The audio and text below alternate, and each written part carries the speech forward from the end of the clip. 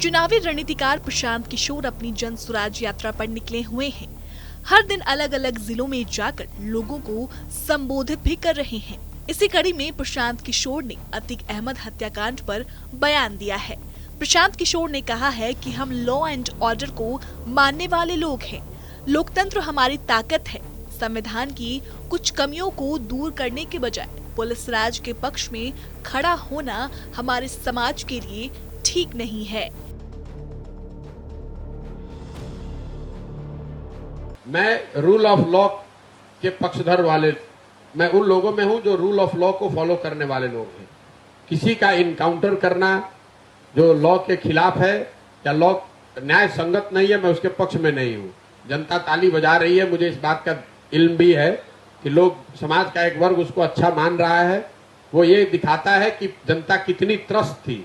लेकिन आप त्रस्त थे किसी बात से, उससे निकलकर कोई और उस गलती से, उस परेशानी से बचने के लिए कोई और दूसरी गलती करे, उससे आपका फायदा नहीं हो सकता है। ज्यादा बेहतर ये होता कि यूपी सरकार वहां फास्ट ट्रैक कोर्ट बनाती, उनको 1 महीने में उनका ट्रायल करती, उसका सजा होता, वो बात ज्यादा अच्छा होता। किसी को सिर्फ इनकाउंटर, पुलिस राज पक्ष में नहीं, हम लोग लोकतंत्र, हम लोग की ताकत है।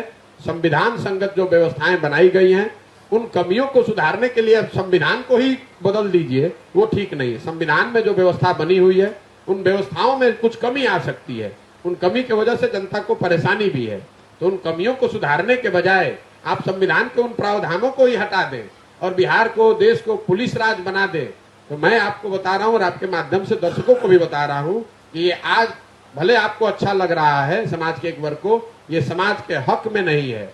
जो पुलिस वाला आज गोली किसी पर चला रहा है, वो कल गोली आप पर भी चला सकता है। इसलिए जो व्यवस्था हमारे इस देश को बनाने वाले लोगों ने बनाया है, जो संविधान में जो बातें लिखी गई हैं, जो न्याय की व्यवस्था बनाई गई है, उसको सुदृढ़ कीजिए, उसको बेहतर कीजिए, उसको, उसमें कमियां अगर हैं तो उसको दूर कीजिए। उन कमियों के नाम पर आप उस व्यवस्था को ही हटा दें, ये ठीक बात नहीं। इसके साथ ही प्रशांत किशोर ने नीतीश कुमार पर भी जमकर निशाना साधा।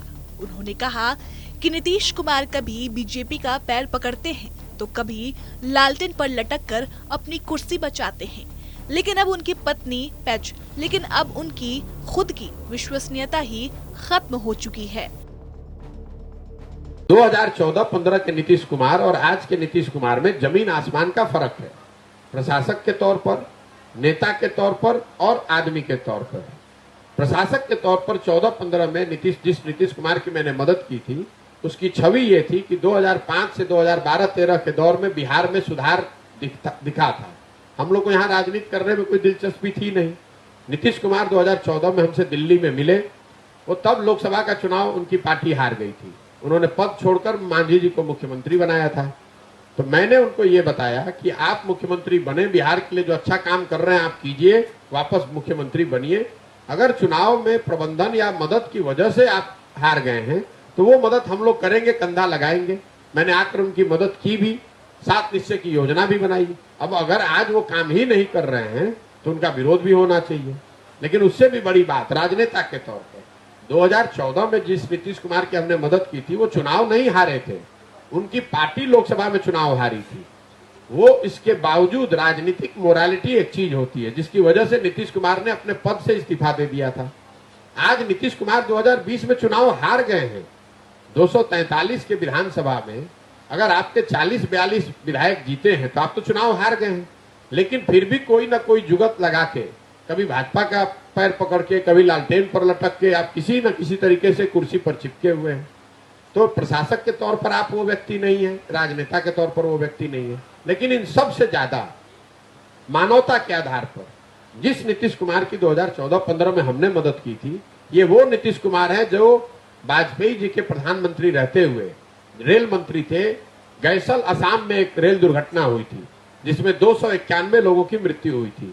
नीतीश कुमार जी ने अपने पद से ये कह के इस्तीफा दिया था कि 291 लोगों की मृत्यु होने के बाद मैं इस पद पे कैसे रह सकता हूँ। आपको बता दें, प्रशांत किशोर ने आरजेडी पर भी सवाल उठाया और कहा कि आरजेडी का अपना कोई ठिकाना ही नहीं, तो नीतीश कुमार को पीएम क्या बनाएंगे। राजद की आप लोग बात करते हैं, आपके ध्यान के लिए बता दूं कि ये 0 MP की पार्टी है।